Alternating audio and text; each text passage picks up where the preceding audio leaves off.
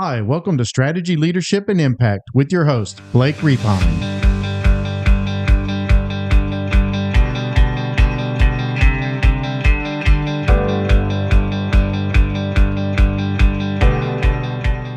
Hi, everybody. Welcome back to another episode of Strategy, Leadership, and Impact. I hope you've been well since the last time you tuned in. I'm traveling this week, and those of you who are online watching this, you'll see that I'm actually in a hotel room. I'm currently in Canberra, in our nation's capital here in Australia, just doing a bit of work. So actually flying back home today, and quite excited about that. Been away for about a week. And I got an announcement coming up in the very near future that I'm very excited about. I've been working on something quite big that's going to bring together everything from the podcast, everything from my books into one place that people can go and continue on their leadership path and just provide a bit of education to everybody and learning so that we can all continue to grow. So very excited about this upcoming announcement. So hopefully within the next month or so, I'll be making this announcement and I can't wait to share it with you. So yeah, but anyway, without further ado, I want to get on to today's topic. And today I'm going to be talking about toxic people in the workplace. And the idea for this podcast came to me from my mate Simon. So thank you, Simon, for this week's topic. We were having a conversation earlier this week around how to deal with toxic people in the workplace, because the thing with toxic people in the workplace is that no matter how strong your culture is, one person who is negative or manipulative or disruptive can drain the energy of the entire team. They can undermine morale and sabotage results. We've all seen it. And I would almost guess that right now you're probably thinking of someone either you worked with previously or you're working with now that's toxic. And toxicity at work, it isn't an HR problem. It's a leadership issue, and it has real cost and consequences. So studies have shown that even one toxic employee can decrease a team's productivity by up to 40% and increase the chances that high performers will leave, which we don't want. So if you think about that, good people will often exit quietly, and they're going to leave you stuck with a problem that you didn't address early enough. So you have to address it. And toxic behavior, it spreads. It erodes trust. It fuels gossip. It creates conflict. It wastes time. And ironically, leaders who ignore it often think they're being nice. But the truth is, tolerating destructive behavior is a failure to protect the rest of the team and the organization. So today, just going to break down the real cost of ignoring toxic behavior, some common types of toxic personalities you might encounter in the workplace, what your role as a leader really demands, and some practical steps to manage it well and protect your team's psychological safety. And I know I've talked about psychological safety in a previous episode, but that was more around the new legislation we have here in Australia that addresses psychological safety. But I think for a future episode, we do a deep dive into psychological safety and talk about what that looks like, how it can be misused, and some other factors around psychological safety.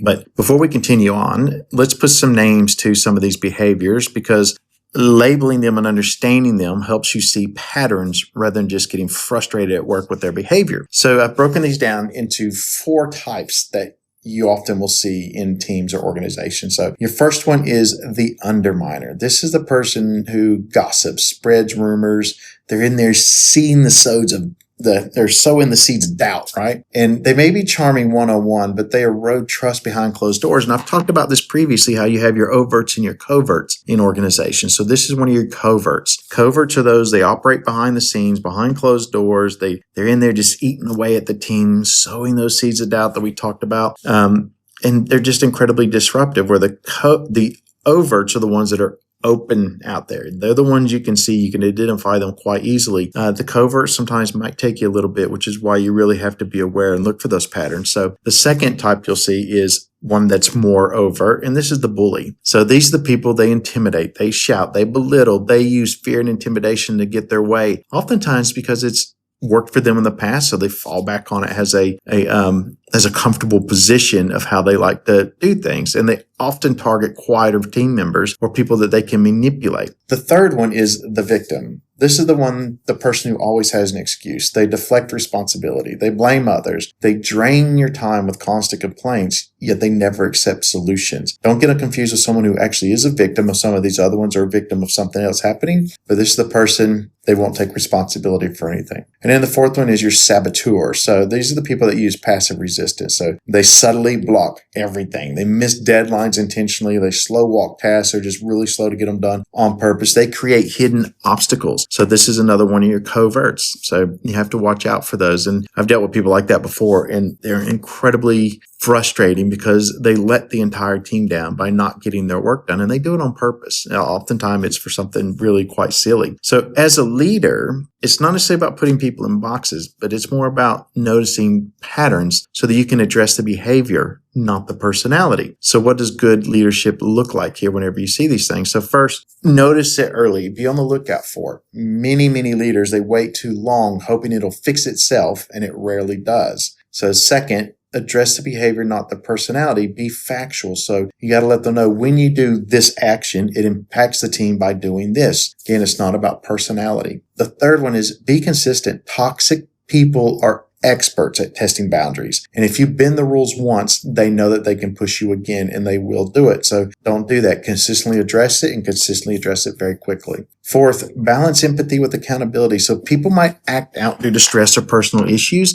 Offer support, but make it clear that the destructive behavior can't continue. So oftentimes when people are very stressed and they're almost getting to that breaking point, it will manifest itself in behaviors. So it's getting to the core of why is the behavior occurring. If it is because of something happening in the background, then you can work with that person to come up with a plan to help them with that stress or to get through that, depending on whatever it is they need. But just let them know, I get that. We need to address this stress because the behaviors that happen, I understand the reason, but it's not an excuse to allow it to happen. And so work with that person and correct the behavior. Hopefully you could, if you address the stress, you can correct the behavior, which then helps the staff member, the team member actually become a better part of the team. So finally, you need to know when enough is enough. Sometimes the right answer is to help someone grow, and sometimes it's to help them grow elsewhere, meaning you might have to terminate their employment and move them on. So let's get down to the tactical side of it. So I'm going to give you a few steps that you can take away if you're facing this issue. So number one, address it early and directly. Have a private conversation as soon as you see the pattern. Don't accuse. Describe the behavior like I mentioned before and its impact. It could be something like, in the meeting we had the other day,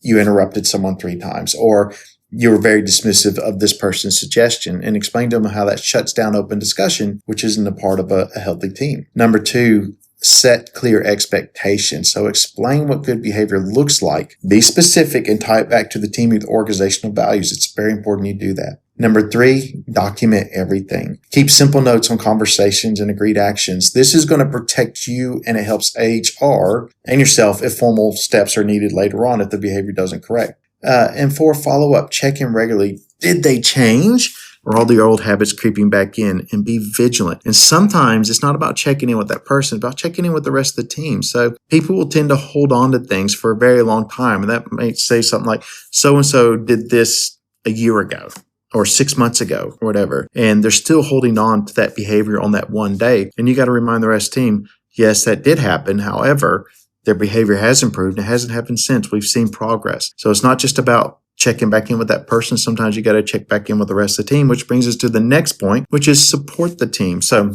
toxic behavior, it affects everybody. Talk to the team without breaching confidentiality. So reassure them that you're addressing it and their safety matters. This can be very difficult sometimes because you can only tell them so much. They just have to be comforted that something is being addressed, something has happened. And then the last one here, number 6, know your escalation point. If the behavior doesn't change, it's time to move to more formal warnings, get HR involved if that's what you do, or potentially if termination is needed. It's tough, but sometimes necessary for the greater good of the group. So what are some of the takeaways I want you to take away from this episode? First one is toxic behavior costs far more than you think to your culture, the morale of your team, and your best people. And as a leader, it's your job to protect the team and the organization, not appease just one disruptor. So you need to act early, be factual, be firm but fair, but never tolerate what you wouldn't want repeated. So I challenge you, is there a behavior you've been ignoring or tiptoeing around? What's one step you can take to address it? And even if it's just a clarifying statement, what can you do? Because remember, your team deserves a healthy, trusting environment, and it's on us as leaders to create it and guard it fiercely. So do not let it go. Do not put it in the too hard basket. Address it. So I want to know, when have you come across this? And what did you do to address it? Were you successful? Were you not successful? Was there a learning point there? I'm not going to say failure, because we're always learning. And there's been times in the past I know when I've faced this and I haven't addressed it appropriately. I did the best I could, but through each one of those times I've learned. So now whenever I do see it and I do address it, I'm a little bit better than I was before, and we're always learning. Remember, that's about leadership and being on the path to leadership. Let me know what you've done, how you've overcome it, where you've been successful and where you haven't. Send me an email at blakerepine@gmail.com or connect with me on LinkedIn. Just search my name, Blake Repine. I'm pretty sure I'm the only one on there. Send me a message through there. Be more than happy to have a chat with you about it. Is there something else you want to know? Let me know. Anyway, take care. We'll talk again soon.